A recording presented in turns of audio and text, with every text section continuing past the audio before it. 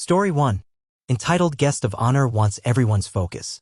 I was meeting my GF sister and BIL for the first time. They were holding a dinner party for 8 people, so there would be people I didn't know. Importantly, aside from my GF and I, everyone was younger and still in college, and the hosts, married 3 months, wanted to do everything properly. The result was that there was a man who turned out to be the guest of honor. At one end of the table, my GF sat on his immediate left, and I was diametrically opposed to her at the far end, surrounded by strangers. The GH had spent the previous summer on a tramp steamer and was there to share his experiences. This would include an after-dinner slideshow with commentary. During the meal, the 2 people to my left and the 3 on the other side of the table were enthralled by everything the GH said, almost all of which was about places, people, and events I knew nothing about. Someone less charitable than I might have called him a pompous attention whore. That left the woman at the other end to my right, who was as unenthusiastic as I, so I started making small talk with her. It turned out she and her family were clients of my father's, so we had a fun conversation about things we had in common. Suddenly, the GH raised his voice and made a sarcastic comment about Old Home Week and a couple of other digs. Satisfied he'd put us in our place, he went back to his soliloquy. Sadly, I didn't respond in kind. I wish now I had gotten up and left at that point. It would have been the end of my relationship, which in hindsight would have been a blessing. I did get a modicum of revenge by falling asleep and snoring during the slideshow. Story 2. Insist that your kids have loads of sugary food and drink? How about you deal with them? Many moons ago, I used to help run a sports scheme for my local municipal area in my country during the school holidays. Kids aged 5 to 12 could come along, their parents would pay a heavily subsidized small nominal fee and get a cool 4-hour sports session of soccer, basketball, tennis, etc. It ran very successfully and was really popular. Around halftime, there would be a break to get a drink and a snack. There was a little 7-Eleven style store just round the corner from the field/grass where we ran the scheme, so kids could get refreshments if they had money. We tended to walk everyone down there as there was a nice seating area outside the shop. Trouble was, the kids started buying the most sugary snacks, candy, and drinks they could and ended up hyper for the next hour, then have a sugar crash and be irritable little horrors for the final half hour. Magically, they'd all be fine about pickup time. To get round this, I banned the kids from buying anything sugary, and only savory snacks or fruit with water could be purchased. This lasted 2 days before the entitled parents of these little darlings complained to my boss that I wasn't letting their kids buy whatever the hell they wanted. I was told by my boss to just let them buy whatever they wanted again, because apparently you're not their dentist, it doesn't matter what they buy. Fine, you want to play rough, let's do this. From then on, we didn't go to the shop at halftime, we went 45 minutes before the end. They had just enough time to get super annoying and hyper before it was home time, then their parents had to deal with their sugar-derived carnage at home. I kept it that way till the end of the summer and felt so much delight at these entitled assholes having to deal with their own kids being awful day after day. The next summer, nobody complained when I went back to regulating their purchases at snack time. Win-win. Story 3. People I work for think I don't deserve time off. I, F25, was hired to care for 2 elderly people, M88, F87, in their home by their son. Cooking, cleaning, driving, helping with tech issues, etc. I've never taken leave. I work the day before and the day after Christmas. There are 43 business days in March and April. I'm taking off 5 of those days. I've never asked for leave at this job. The leave falls around a weekend. I'm getting married. The 2 people I work for think it's ridiculous that I'm taking so much time off. I overheard one say she's at home more than she's at work the first half of the year. They seem to think I don't deserve a break. Note I've made arrangements so that they will be well taken care of in my absence, which was approved by my actual boss, their son. How should I handle this? I feel like they don't even see me as a person. I'm just the help. Are they entitled, or am I just dramatic? Story 4. AITA for telling my parents and my pregnant sister that I will not baby-proof my area of the house and saying that I will be locking them out instead? Not the a-hole. My parents live in the in-law suite of my house. They pay rent to help me cover the mortgage, but the house is completely mine. Their rent is $600 a month. That includes all utilities, including internet and streaming services. My older sister is pregnant again, yay, and she needs a place to stay as her baby daddy bailed out and moved back to Romania without her. My parents agreed to let her stay with them. They did not ask me, but, like I said, they pay rent and can do as they wish with their living area. My parents have full run of my house except for my bedroom and my office. My dad likes to putter in the garage and plays with my dog. My mom likes to bake in my kitchen and work in the garden. The basement has a kitchen, but it is small and mine is just better all around.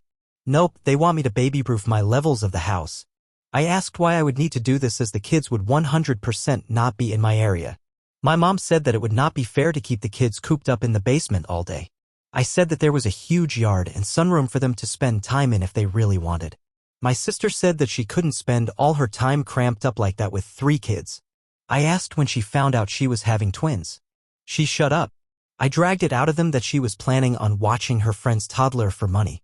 I said I did not have insurance for her to run a business out of my house. She said it was all under the table and that she needed money.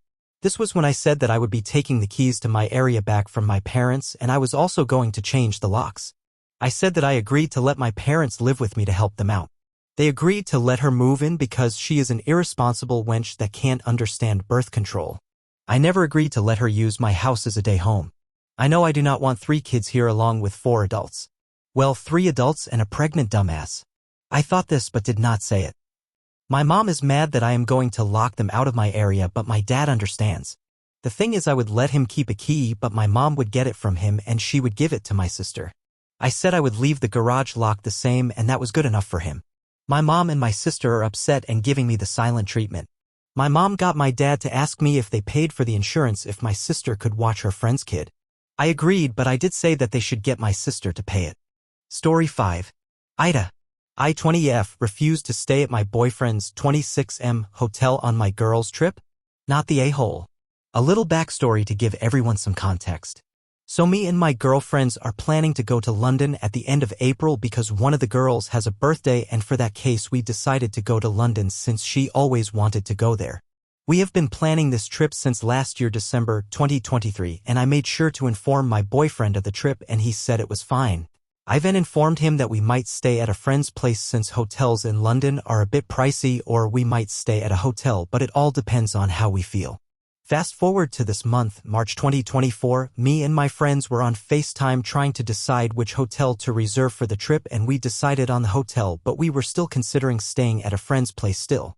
I told my boyfriend all of this and that's when he told me that he was Aslo going to London with a friend of his, but he doesn't want to sleep in the same hotel room as his friend, which I understood fully. And he went ahead and asked me to reserve a hotel room for him as well and I accepted, but I reminded him that me and the girls weren't sure if we are going to stay at the hotel. Like I mentioned, they are pricey and we are traveling on a budget, so staying at a friend's place is going to save us some money, but we reserved the hotel just in case of anything.